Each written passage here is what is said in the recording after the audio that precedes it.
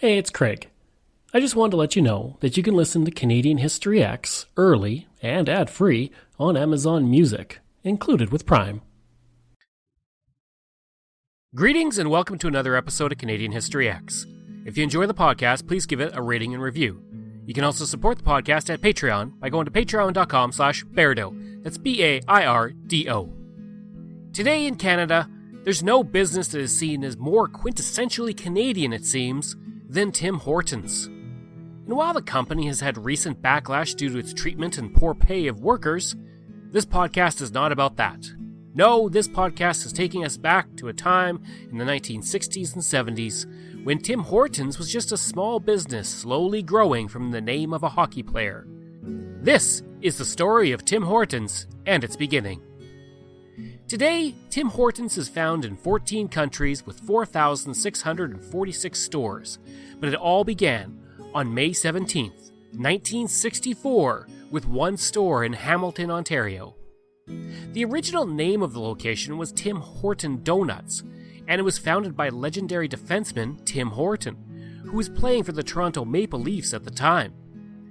Tim Horton had initially tried many different business ideas, but none had staying power. That was until he opened the first donut shop under his name.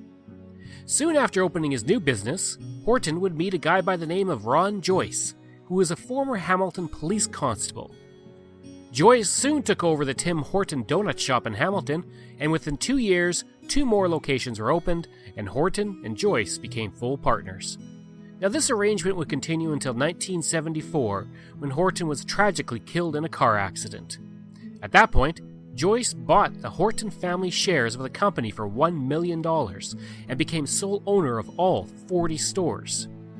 The expansion of the business went into overdrive at that point, and by 1991, there were 500 stores open. Due to the expansion of Tim Hortons, many independent donut shops and small chains were put out of business, while Canada would gain the honor of having the highest per capita ratio of donut shops in the world.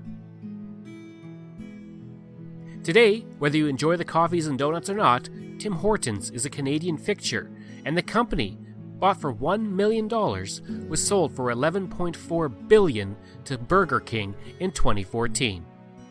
Like I said, this isn't about the shop as it is now. This is about the early years of the 60s and 70s. First, let's look at Tim Horton himself.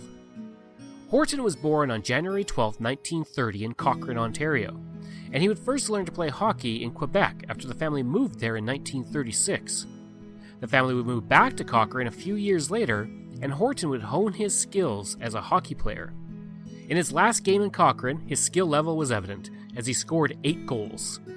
At 15, the family moved to Sudbury, and Horton began to play in the Northern Ontario Junior Hockey League, where he gained a reputation as a strong defenseman with a scoring touch.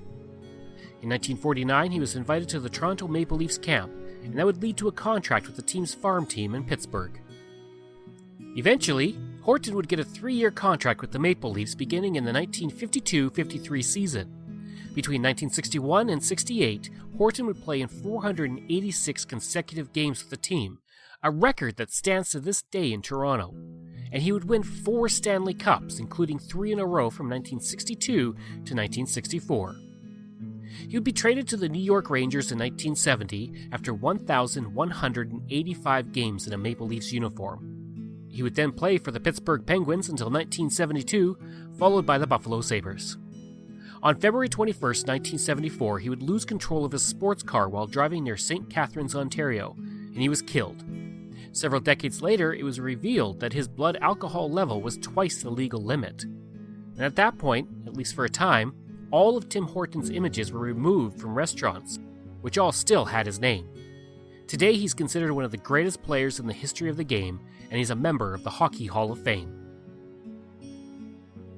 Going back a few years, though, most NHL players did not make a lot of money in the 1960s, and with a wife and 4 daughters, Horton needed to find a way to make some extra cash. He would open the hamburger shop in Scarborough and a car dealership in Toronto, but it was that donut shop that had his name that proved to be the golden ticket. Horton had always wanted to have a restaurant, and he would meet a man by the name of Jim Sherrod, a businessman from Montreal who owned a donut shop 2 doors down from Horton's favorite barber. the two men decided to form Tim and Jim Limited. They opened 4 restaurants that served burgers and chicken, and then another that served something different, donuts. When he opened that first Tim Hortons donut shop on May 17, 1964, coffee was sold for a quarter, and there were donuts, with 2 types created by Horton, the apple fritter and the Dutchie. And quickly, the number of donuts began to expand until there were 40 varieties to choose from. The original promo that appeared in the newspaper on May 15, 1964, advertised the business as Tim Horton Donut Drive-In, complete with a picture of Horton. While Tim Hortons today offers a wide assortment of items, only 2 items were sold in that first store, as was mentioned, coffee and donuts. There were no Timbits, those arrived in 1976, and as for muffins, cakes, cookies, and soups, and chili, those would arrive in 1981, 1982, and 1985. Sandwiches wouldn't be served until 1998. The original bag used at the store featured a picture of Tim Horton wearing his Leafs uniform, shooting 3 donuts like hockey pucks. The fact that Horton was a star NHL player with friends like Johnny Bower, who were also star NHL players, helped a lot with drumming up business. In this clip from Legends of Hockey, his teammate Bower talks about how Horton was able to convince him to come to his shop. He asked certain guys to come down, and at that time he would pay everybody $25 for the couple of hours we were there signing autographs. Well, he asked me, and I said, sure, I'll go. $25 was a lot of money for us guys at that time. So we signed a good 3 hours, just signing and signing. Finally, time was up, and he's paying everybody off in cash and everything else, and finally he come up to me and he says, I haven't got any money, I'll give it to you tomorrow. I said, well, Timmy, I said, I got to have it. And he says, I'll give it to you tomorrow in the dressing room, we have practice. I said, okay. So instead of giving me $25, he reels in about, I came in the dressing room and there's 18 boxes of donuts. And there's a big sign that says, you pay off for your appearance at the Tim Horton Donuts. So I couldn't believe it. Everybody went home with a box of donuts that day. For Horton, his donut shop was also a way to get a better contract on the ice, as the story from the NHL Network relates. Horton's quiet demeanor was not without humor, as he once leveraged his donut business during a contract negotiation with Toronto's GM coach, Punch Imlach. When he was with the Leafs, he was holding out on Punch Imlach at training camp, so he sent Imlach a box of the moldiest, stalest donuts he could find with a note inside that said, do you think a man who can make a superior product like this needs to play hockey for a living? And Imlach got the joke, and he signed him the next day to a nice contract. Sherrod would leave the company in 1966 thanks to a $10,000 purchase of shares from Joyce.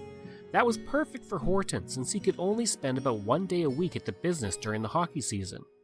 Joyce was able to come in and manage things. Years later, Joyce would say of Horton, he needed somebody who knew a little bit about the business. During one Hockey Night in Canada appearance, Horton would talk to Ward Cornell about his donut restaurant. What season is this for you, Tim? This is the 17th year in Toronto, Ward. 17th year. Now tell me, with Army retiring this year, and even Gordie Howe said he might consider retiring, what about yourself? You ever think of it? Well, I suppose we all have days when we think of retiring. But as far as the games go, Ward, I enjoy them very much. I love playing hockey. I always have. The practices, I must admit, leave a little bit to be desired these days. I suppose the only thing that could influence my retiring or giving up hockey would be that things are quite hectic these days, trying to combine business with hockey. And if the business that I am involved in continues as it is, I may have to consider retirement before I would like to. That's the Tim Horton Donut Emporium? Yes, Tim Horton Donuts, Ward, and it's very nice of you to let me get a word in about it. If I may take the opportunity, I would like to, well, heck, I'm going to anyway. I'd like to say thank you to all you nice people in the Hamilton and Burlington districts and in Galt and Brantford and Kitchener-Waterloo for enjoying my donuts. We'd like to thank you for paying for our Hockey Night in Canada. By 1967, there were 3 stores, and a year after the death of Tim Horton in 1974, there were 40. Like the company, or hate the company, there is no denying that since its debut in 1964, the company has become one of the greatest Canadian success stories. As for that first store, today, there's a small museum at the store located at 65 Ottawa Street. There's a replica of the original 1964 sign, as well as a bronze plaque that commemorates the opening. It states, "This site is dedicated to the dream that lived in the hearts of Tim Horton and Roy Joyce, to the commitment and dedication of the operators who have built the Tim Hortons chain, and to the people of Hamilton, whose undying loyalty has been the backbone of the chain's success. This location signifies the history and heritage of Tim Hortons and will serve as a monument to even bigger dreams to come."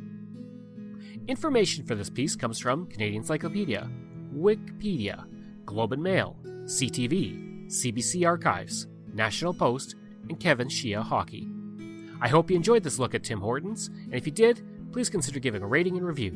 You can reach me at crwbaird@gmail.com, and you can find hundreds of articles on Canada's history at CanadaX, that's ehx.blogspot.ca.